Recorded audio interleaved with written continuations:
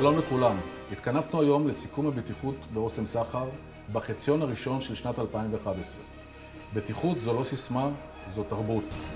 לאור ההישגים בסוף שנת 2010, היינו בטוחים שהגענו לזה, ושיש לנו תרבות ארגונית. המחצית הראשונה של 2011 הסתיימה לצערנו עם 16 נפגעים ועם תחושה קשה של רפיון השורות. לאור הנתונים והמצב, הוחלט להתחיל מההתחלה כמו לפני 5 שנים, ולבנות תרבות פרואקטיבית בבטיחות. אכן, עבודה רבה לפנינו. בסרט זה נראה ונלמד על 5 אירועים בהם נפגעו אנשינו. בחנויות, דן ספיר נתניה, רמי לוי זיכרון, כמעט חינם במתן, יינות ביטן ברחוב שור, יינות ביטן ברחוב שלטיאל. ומכאן נעבור לאירועים עצמם. ב3.5 עבד יוסף חלבי בחנות רמי לוי בזיכרון יעקב. יוסף עובד בחנות מזה כשנה בתנאים מסוכנים ביותר. באתי לזרוק זבל. יש רמפה שצריך לעלות עליה לזרוק את הדברים. עליתי למעלה עם העגלה, זרקתי את הקרטונים למטה. כשבאתי לרדת חזרה, בשיפוע היה שם שמן. הוא החליק, ועל מנת למנוע את ההחלקה, כמובן הוא מנע עם היד מיד. לצערו הרב, הייתה שם זכוכית שבורה. יוסף בניגוד לנוהל, פינה את עצמו לבד למרפאה שבכפר שלו. ברור לי שהייתי צריך לעדכן את המנהלת שלי, ומפני שלא הצלחתי לתפוס אותה, נסעתי לבד למרפאה. אני מבחינתי לא שלמה שהעובדים שלי ייכנסו לחנות הזו, למחסן הזה, ואז ההנהלה לקחה את זה לידיה, טיפלה בנושא. היה ביקור של המנכ"ל עם כל הצוות, עם כל המנהלים. במקום נכחו בסיפור של החנות הזו, ומאז נתנו הנחיות באמת לא להיכנס למחסן פרט לנציג, והתהליכים באמת מתבצעים בהתאם להנחיות שקיבלנו. סיבות השורש למקרה, קודם כל רשלנות במקום העבודה, צריכים לשמור על מקום נקי. דבר שני, גם רשלנות שלי, שאני מהרתי קצת לזרוק את הקרטונים ולחזור, כי היה לי קצת לחץ בעבודה. יוסף, אנחנו צריכים אותך בריא ושלם לעוד הרבה שנים באוסם, שמור על עצמך. ומכאן אנחנו עוברים לאירוע השני. לאור ריבוי התאונות, זומן כנס חירום על ידי מנכ"ל הסחר ב5.5, ובזמן שאנו יושבים ושומעים מה עושים ואיך עושים, הראה לנו תאונה הבאה. נכנסתי למחסן, בדיוק הכניסו משטח של חלב. קראתי למחסנים, כשהוא טיפס על המשטח ושם רגל על המדף. מכיוון בלתי צפוי, נחת לסולם על הראש. הרגשתי סחרחורת. עניין של 10 דקות, 20 דקות, לא יכולתי לפתוח את העיניים, ואז התקשרתי למנהל שלי. בתוך הכנס מדברים על כל נושא הבטיחות, ואז פתאום משום מקום מגיע לי הנושא הזה של תאונה. הכנסתי את היד ככה בין השערות, וראיתי שיוצא לי דם. הלכתי למוקד, ואמרו לי שזה פצע שטחי, שזה יעבור. לא הספקתי לעכל את התאונה הזאת. מתקשרת אליי נציגה שלי, בשם אולגה, 2 רחובות ליד. ביקשתי מחסנאי להוריד סחורה, הוא עלה למעלה לתת לי סחורה, והוא קיפל סולם, לא יודעת למה. פתאום סולם נופל עליי. ואז יצרה אותו ביד. קיבלתי מכה, כל המכה על היד שלי. בעקבות המקרה חידדנו את הנהלים, עשיתי שוב פעם סיור בטיחות בסניף. איך לדעתי אפשר להימנע מזה שוב? לשים לב, להיות ערניים, ממש, באמת, המחסנים שלנו הם מאוד מסוכנים. במחסן צריך להיות מאוד ערני. ובכן, כאמור, בעודנו יושבים ומטכסים עצה בכנס חירום של כל מנהלי הסחר, מה עושים? חטפנו בראש. ומכאן אנחנו עוברים למקרה הרביעי שלנו, ב19.5, לפני הצהריים. נעמה כהן, נציגה חדשה שלנו בחנות, פרקה מוצרים ממשטח עץ במחסן, והעמיס אותם על העגלת שירות. פירקתי משטח, ותוך כדי שאני מפרקת, המשטח כנראה לא היה יציב. הורדתי קרטון מלמטה.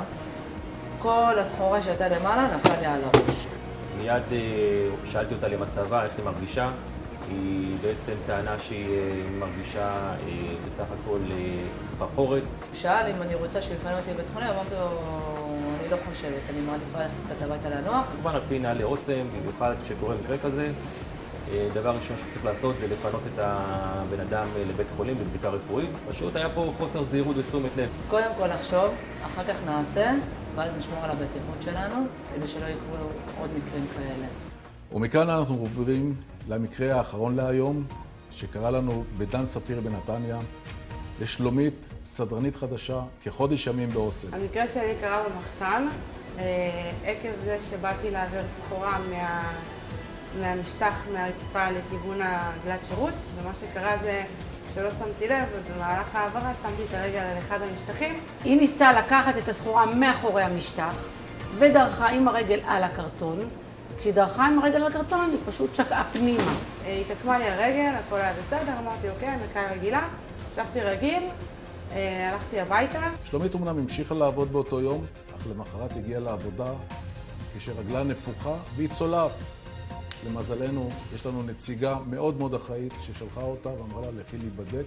ללא בדיקת רופא אני לא מאשרת לך לעבוד. במקרה כזה אפשר להימנע, לשים לב להוראות, לשים לב על מה הולכים, איך מטפסים, על מה דורכים, לא להתעסק עם דברים אחרים במהלך העבודה.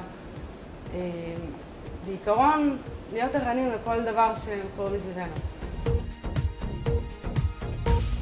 לאור המקרים האחרונים, אנחנו החלטנו לרענן את נהלי הבטיחות ושלחנו לכולם מחדש את הנהלים, תוך כדי בקשה מכולכם להקפיד על כל הנאמר, כולל על תחקירים בשטח, כולל על ליווי נפגעים, כולל בדיקה של סיבות השורש, ואני מאמינה שאם כולנו ננהג על פי הנהלים ונבצע את כל הנדרש, אנחנו נחזור בחזרה לימים הטובים של 2010 ונצליח להוריד את כמות התאונות. חוזרים הביתה בשלום. ברור לכולנו שהבטיחות בידינו. ועתה לסיכום, נעבור למנכ"ל עופר גרין. עובדים יקרים, במהלך 5 השנים האחרונות עשתה אוסם סחר דרך ארוכה מאוד בנושא בטיחות. לצערי, שנת 2011 היא היפוך במגמה.